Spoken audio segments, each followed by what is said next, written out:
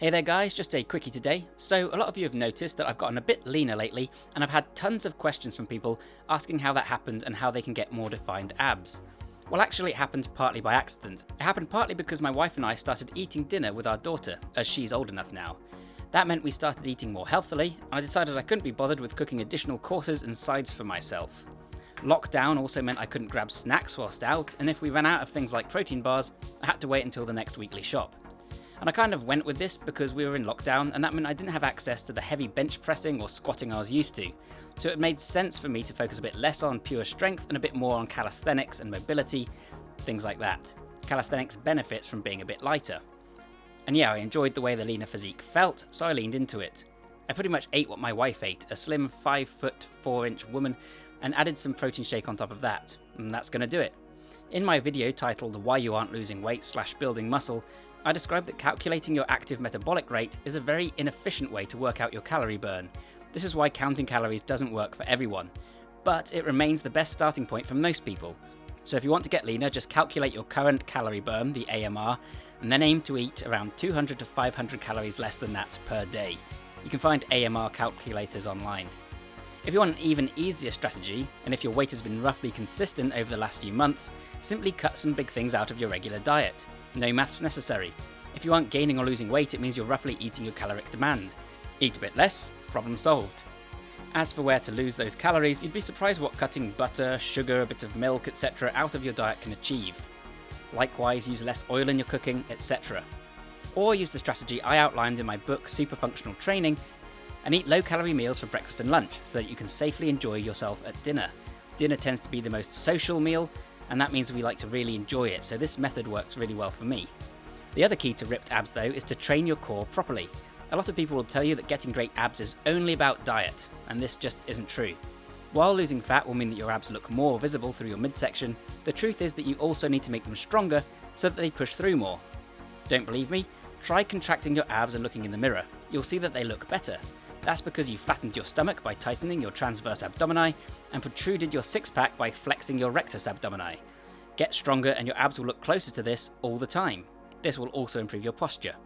Don't just train the front muscles. For flat abs, you need to use exercises that challenge you to brace your core. One of the best options for this is the hollow body hold, but you can also try plank variations, planche variations, front lever, dragon flag, Lalande push-ups, V-ups, ab rollouts or ab vacuums. The other tip is to likewise train the transverse plane. A great midsection is comprised of a six-pack but also defined obliques on either side. This gives you that look of a shredded, rippling midsection rather than just a stuck-on set of abs. Combined with a low body fat percentage, it's a mean combo.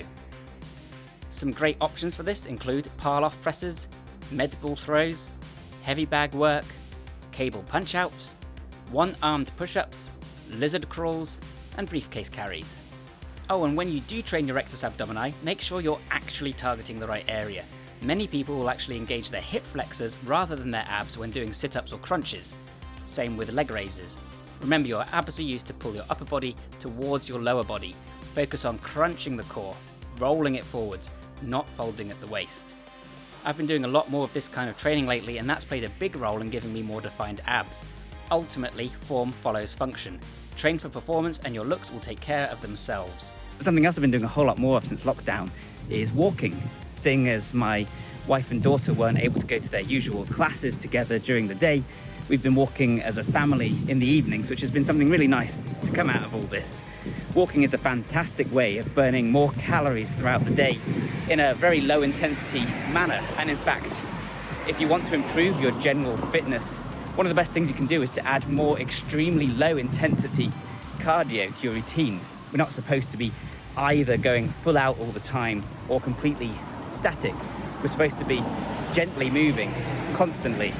And this is something else that I've been doing as well. I made a video recently, a few months back, about splitting your workouts throughout your day and incidental training. So just finding ways to get small bursts of activity throughout your day rather than just relying on one big burst of exertion at the gym for an hour or 2 hours. And I think this has also contributed a lot to my general improvements in terms of fitness and, you know, that more lean look. So it's something that I'm going to keep doing, and I highly recommend to everyone. ultimately, you shouldn't think of it as training, think of it as adaptation. Change your environment and change your routine, and your body and your performance will change in kind. And there you have it, that's how I got more ripped. And that's what you need to do to get more shredded abs.